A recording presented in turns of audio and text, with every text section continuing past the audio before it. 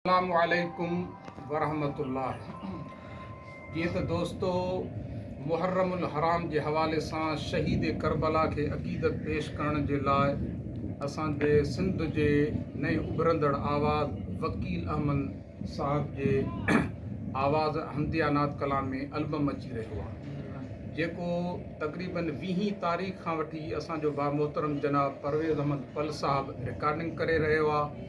ऐं असां भाउजनि खे बि उन्हनि जी वॾी महिरबानी, उन्हनि जो शुक्रियो अदा था कयूं। ऐं अॼु बि असां ॾोकरीअ जे काफ़ी शहरनि में मनाज़रनि सां ॾाढे सुठे अंदाज़ सां असांजे वकील अहमद साहब जी भाउ परवेज़ अहमद रिकॉर्डिंग कई आहे। ऐं उन्हनि में मशहूरु मरूफ़ सिंध जा जेके शाइर आहिनि, शाइर इस्लाम उस्ताद शुरा हज़रत साईं रफ़ीक अहमद अमरोटी साहिब जन जा शेर आहिनि, ऐं साईं ग़ुलाम क़ादिर उलरे साहिब जन जा शेर आहिनि, ऐं असांजे ॿिया काफ़ी सिंध जे मशहूरु उलमाए कराम जा शाइर आहिनि। ऐं रिकॉर्डिंग कंदे कंदे असां पंहिंजे भाउ प्यारे दोस्त डॉक्टर क़ुर्बान अली मंगी साहब वटि उन्हनि जे तॾे ते आया आहियूं। उन्हनि असांजी बाक़ाइदे महिमान नवाज़ी ऐं ख़ूब ख़िदमत कई आहे। असां साईं जन जी महिरबानी था मञूं, अलाह ताला उन्हनि खे जज़ाए ख़ैर ॾींदो। ऐं समूरी संगत सां गॾिजी वकील अहमद फारूकी अव्हांखे हज़रत इमाम हुसैन रज़ी अल्लाह ताला उन जी शान मुताबिक़ अव्हांखे शेर ॿुधाईंदो।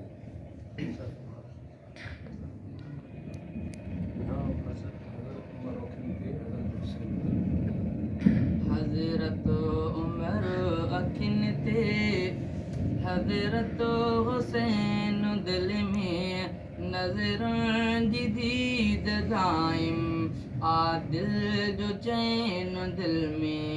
हज़रत उमर अखिन ते, हज़रत हुसैन दिल में, नज़रन जी दीद दाइम आदिल जो चैन दिल में। हज़रत उमर अखिन ते,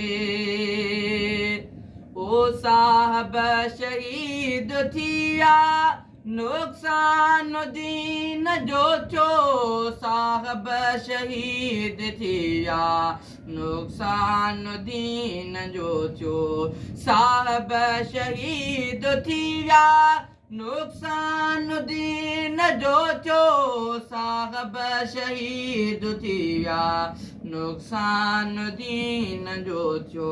मातम न पर ॿिन्ही जो आदिल जो बैन दिल में, नज़र जी दीद दाइम आदिल जो चैन दिल में। हज़रत उमर अखिन ते, हज़रत हुसैन दिल में, नज़र जी दीद दाइम आदिल जो चैन दिल में।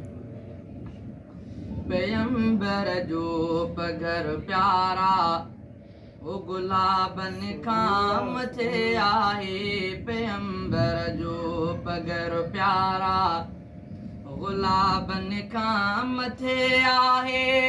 ओ मदीने मुल्क जो पैनो नवाबन खां मथे आहे, पैगंबर जो पगर प्यारा गुलाबन खां मथे आहे, पैगंबर जो पगर प्यारा गुलाबन खां मथे आहे। ओ मदीने मुल्क जो पैनो, मदीने शहर जो पैनो नवाबन खां मथे आहे, पैगंबर जो पगर प्यारा मिठाणन खां मिठी मिसरी पताशा बे मिठा आहिनि, मिठाणन खां मिठी मिसरी पताशा बे मिठा आहिनि। ओ नबीअ जे मुल्क जी अजवा, सजण जे शहर जी अजवा मिठाणन खां मिठी आहे, पैगंबर जो पगर प्यारा गुलाबन खां मथे आहे, पैगंबर जो पगर प्यारा गुलाबन खां मथे आहे।